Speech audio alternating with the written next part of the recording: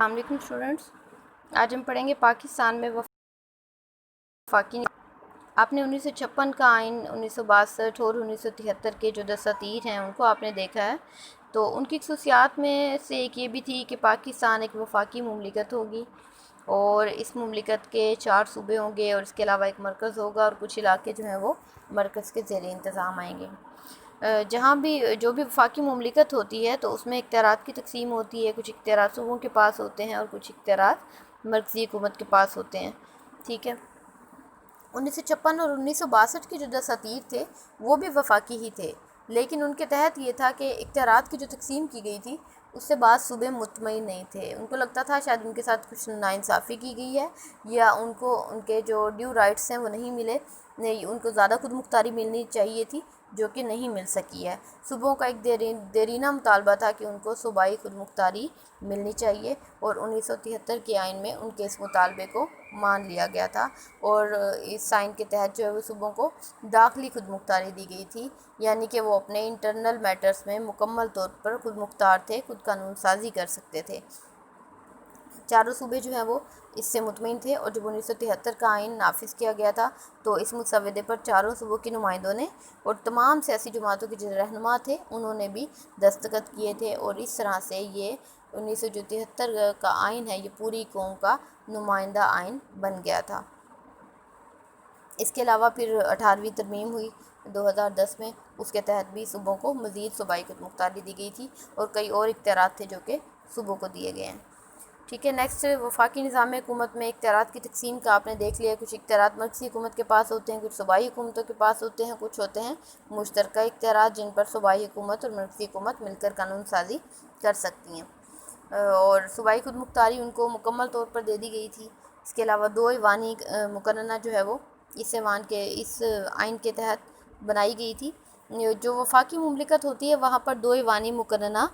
زیادہ کامیاب رہتی ہے، کیونکہ ایک جو ایوان ہوتا ہے اس میں تمام صوبے اپنے برابر نمائندے بھیجتے ہیں اور جو دوسرا ایوان ہوتا ہے ایوان زیری، وہاں پر ہر صوبے سے آبادی کے تناسب سے نمائندے لیے جاتے ہیں، جس صوبے کی آبادی زیادہ ہوتی ہے وہاں سے زیادہ نمائندے لیے جاتے ہیں اور جس کی آبادی کم ہوتی ہے وہاں سے نمائندے بھی کم لیے جاتے ہیں۔ یہاں تک ترمیم کے طریقے کا تعلق ہے تو ترمیم کا طریقہ جب 1973 کا آئین نافذ کیا گیا تب یہ قدرے آسان تھا، لیکن پھر بعد میں ایک ترمیم کی گئی اور اس کے بعد اس میں ترمیم کرنا، آئین میں ترمیم کرنا خاصا مشکل ہو گیا تھا اور دونوں ایوان، قومی اسمبلی اور سینٹ، دونوں کی 2/3 اکثریت جو ہے وہ مل کر اگر اس کو پاس کرتی ہے تو پھر آئین میں ترمیم کی جا سکتی ہے، ٹھیک ہے جی۔ نیکسٹ ہے مرکز اور صوبوں کے باہمی تعلقات، یہ بھی آپ کا ایک کوشچن ہے کہ مرکز اور صوبوں کے باہمی تعلقات کو 1973 کے آئین کے تحت کس طرح سے بہتر بنایا گیا تھا، مرکز اور صوبوں کے درمیان جو مسائل تھے ان کو کیسے حل کیا گیا تھا۔ 1973 کے دستور کی تشکیل سے پہلے ملک بھر میں صوبائی خود مختاری کا مطالبہ کیا جا رہا تھا اور صوبے جو ہیں ان کی طرف سے واضح اور وسیع اختیارات مانگے جا رہے تھے اور یہ صوبائی امور کے جو تعین کا مسئلہ تھا یہ بڑا الجھا ہوا تھا، لیکن 1973 کے آئین میں اس کو بڑے عمدہ طریقے سے حل کر لیا گیا۔ آپ نے 1962 کے آئین کی ناکامی کے اسباب پڑھے تھے، اس میں آپ کو یاد ہوگا آپ نے دیکھا تھا کہ اس کی ناکامی کے اسباب میں سے ایک سبب یہ بھی تھا کہ صوبائی خود مختاری کے مطالبے کو نہیں مانا گیا تھا، صوبوں کو ان کی جو انٹرنل میٹرز ہیں، جو ان کے اندرونی معاملات ہیں ان میں خود مختاری نہیں دی گئی تھی، لیکن اس آئین کو اسی لیے سب نے جو ہے وہ دل سے قبول کیا کہ اس میں اس مطالبے کو بھی مان لیا گیا تھا۔ جو بھی خالص صوبائی نوعیت کے اختیارات تھے وہ صوبوں کو دے دیے گئے تھے اور جو کچھ معاملات ہوتے ہیں جو کہ قومی اور مشترکہ مفادات کے حامل ہوتے ہیں ان میں مرکز کو بھی ایک خاص مقام دیا گیا تھا اور ایک بہت بڑا مسئلہ حل ہو گیا تھا جو کہ بہت پہلے سے جس طرح سے چل رہا تھا۔ 1971 سے پہلے شیخ مجیب الرحمن نے جو اپنے 6 پوائنٹس دیے تھے اس میں بھی یہی تھا کہ اگر اس پر عمل کیا جاتا تو مرکز کمزور ہو جاتا، لیکن 1973 کے آئین میں اس مسئلے کو اس طرح سے حل کیا گیا تھا کہ مطلب مرکز بھی جاندار رہا تھا، مرکز بھی ہمارا مؤثر رہا تھا، ہمارا وفاق مؤثر رہا تھا اور اس کے علاوہ صوبے بھی مطمئن ہو گئے تھے، تو یہ بڑے اچھے طریقے سے اس مسئلے کو حل کر لیا گیا تھا۔ تو جہاں تک قانون سازی کے امور کا تعلق تھا، مرکز اور صوبوں کے قانون سازی کے حوالے سے علیحدہ علیحدہ دائرے بنائے گئے تھے۔